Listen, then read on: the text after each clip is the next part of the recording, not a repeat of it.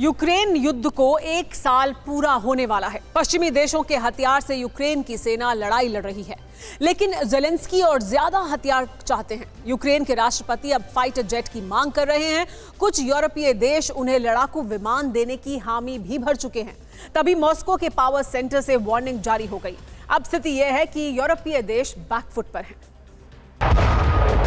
क्या president Putin की आक्रामकता से यूरोप डर गया?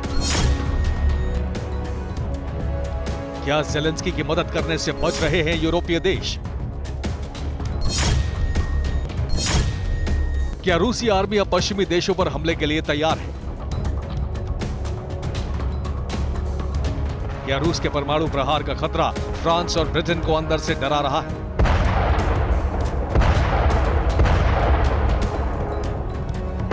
जब से यूक्रेन युद्ध शुरू हुआ है, तब से पश्चिमी देशों से हथियारों की सप्लाई जारी है। पश्चिमी देशों के दम पर ही बित्ते भर का यूक्रेन सबसे शक्तिशाली देशों में से एक रूस से टकरा रहा है।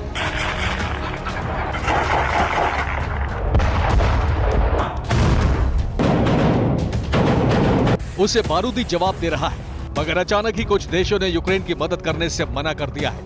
दरअसल इस वक्त यूक्रेन को फाइटर जेट्स की बहुत ज्यादा जरूरत है।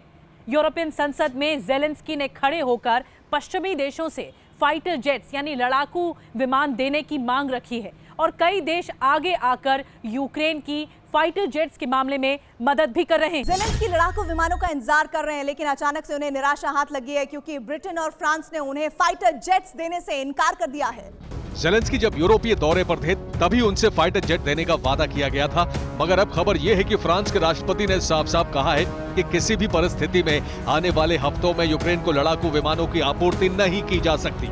उन्होंने कहा कि लड़ाकू विमानों की आपूर्ति प्राथमिकता नहीं है। यूक्रेन की सेना को अभी इसकी जरूरत नहीं है। आने वाले हफ्तों में किसी भी परिस्थिति में लड़ाकू विमानों को वितरित नहीं किया जा सकता है। सिर्फ फ्रांस ही नहीं, ब्रिटेन ने भी यूक्रेन को फाइटर जेट देने से फिलहाल मना कर दिया है।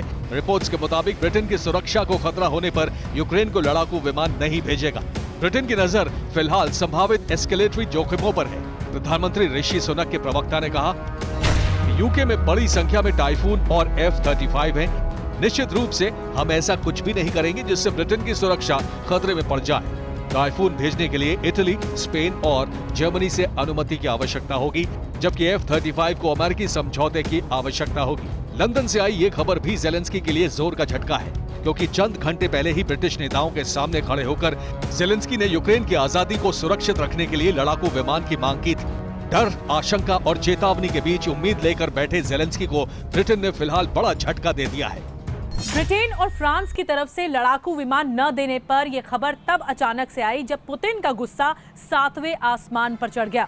पुतिन ने सीधे और सरल शब्दों में ये कह दिया है कि कोई भी देश अगर यूक्रेन को फाइटर जेट्स या लड़ाकू विमान देता है तो उसका अंजाम बहुत बुरा होगा। यूक्रेन को खंडहर में तब्दील कर चुके रूसी राष्ट्रपति ने कहा है कि अगर यूरोपीय देशों ने ज़ेलेंस्की को फाइटर जेट्स दिए तो उसके नतीजे बारूदी होंगे। ब्रिटेन में स्थित रूसी दूतावास से भी वार्निंग जारी हुई। मॉस्को में बैठे क्रेमलिन के प्रवक्ता ने भी बारूदी बयानों का पुलिंदा जारी किया। पुतिन के लेफ्टिनेंट और क्रेमलिन के प्रवक्ता दिमित्री पेस्कोव ने कहा कि अगर ब्रिटेन यूक्रेन को फाइटर जेट्स देगा तो इससे तनाव बढ़ेगा। यूक्रेन के लिए संघर्ष और ज्यादा दर्दनाक हो जाएगा। इसके नतीजे पश्चिमी देशों को भी भुगतने पड़ेंगे। सख्त लहजे में पेस्कोव ने कहा है कि यूक्रेन युद्ध के प्रत्यक्ष और अप्रत्यक्ष भागीदारी के बीच की रेखा धीरे धीरे गायब हो रही है। रूस की चौतरफा धमकी के बीच खबर आई है कि ब्रिटेन और फ्रांस दोनों ने ज़ेलेंस्की को फाइटर जेट्स देने से मना कर दिया है। हालांकि यूक्रेन को अब भी उम्मीद है कि पश्चिमी देशों से बारूद वर्षक विमानों की खेप मिलेगी, लेकिन फिलहाल इस पर अचानक ब्रेक लगा है। उससे सवाल उठने लगे हैं कि क्या पुतिन की वार्निंग से यूरोप सहम चुका है। Bureau report, TV9 Bharatvarsh.